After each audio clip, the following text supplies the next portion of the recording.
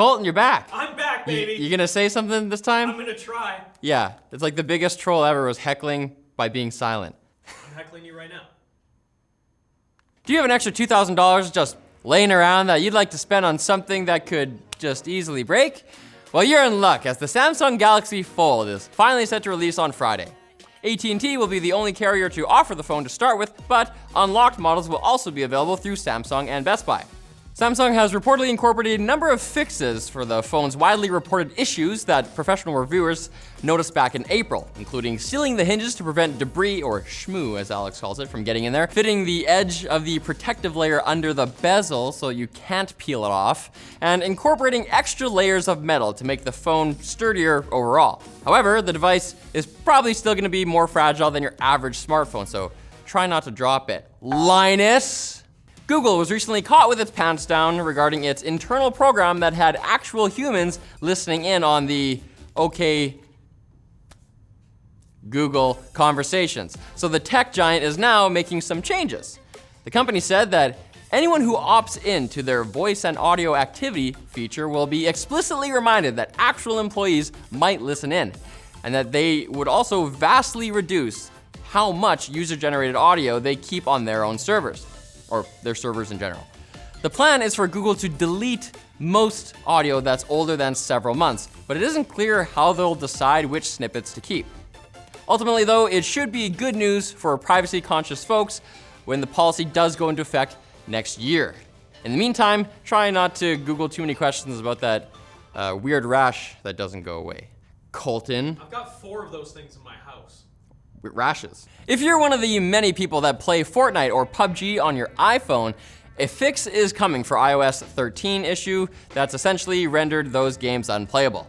A 3-finger press, which is my favorite kind of press, brings up the text editing commands in the latest version of Apple's mobile OS. But unfortunately, players often have to use 3 fingers on the screen in those games, which brings up the iOS options during gameplay.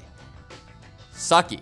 There isn't an option to disable this feature right now, so Apple is pushing out a fix tomorrow which will prevent the commands from coming up if the user isn't editing text, and will give flexibility to developers to keep users from activating them inadvertently. If only there was a similar thing to keep me from tweeting under the influence. I'm a drunk tweeter. You're a drunk tweeter. Don't do that. I always at you. Yep. You up? Oh yeah. He's up. Now for the quick bits, brought to you by Brilliant, the site that helps you become better at math and science. Featuring courses with storytelling, co-writing, and interactive challenges, you'll be sure to come away better at problem solving. For example, check out their course on differential equations, which explores real-world examples and helps you learn actively, not passively. With over 50 courses, there's something for everyone, so click the link below, and the first 200 people to do so will get 20% off an annual premium subscription. Woo! Savings! Let's go! Now for the Colton bits. If you're a Safari user, your ad blocking days may be at an end, mister. At least if you're a fan of uBlock Origin. The new Safari update has seriously limited third-party extensions, particularly ad blockers, in favor of stripped-down content blockers. The developer of uBlock Origin has come out and said that in no uncertain terms, the extension will no longer work on Safari. So it might be time to think about switching, or, just supporting your favorite creators. Help us. LTCstore.com. LTCstore.com, still 30.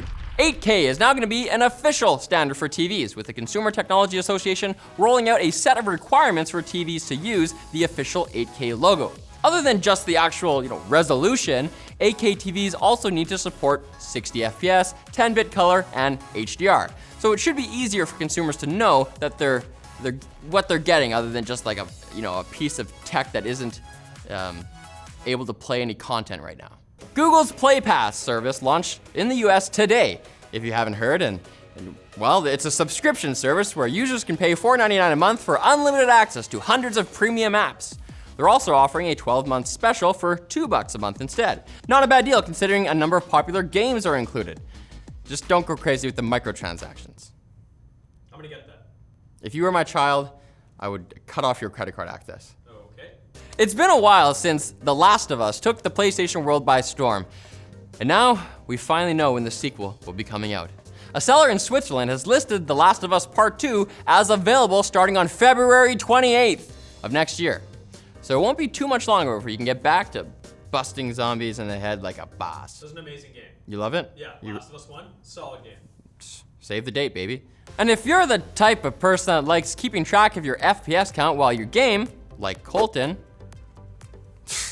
Microsoft has brought a feature to Windows 10 that might eliminate the need for third-party software to do that. There's now an FPS counter in the Windows 10 Xbox game bar. To get it, just go to the Microsoft Store and download the appropriate update, though it's not available for everyone just yet. Personally, I'm looking forward to seeing videos about whether there's a big discrepancy between the Windows offering and other FPS counters, and the subsequent flame wars in the comments, because I love the drama. I hate Microsoft. I hate them. That's it for today, guys. Come back on Wednesday for more tech news featuring Linus as the host, probably. And if you're leaving a comment, remember to be nice to each other for once. You guys all have the same interests. We love tech. Peace and love. Unify. That's nice. Okay. See you later.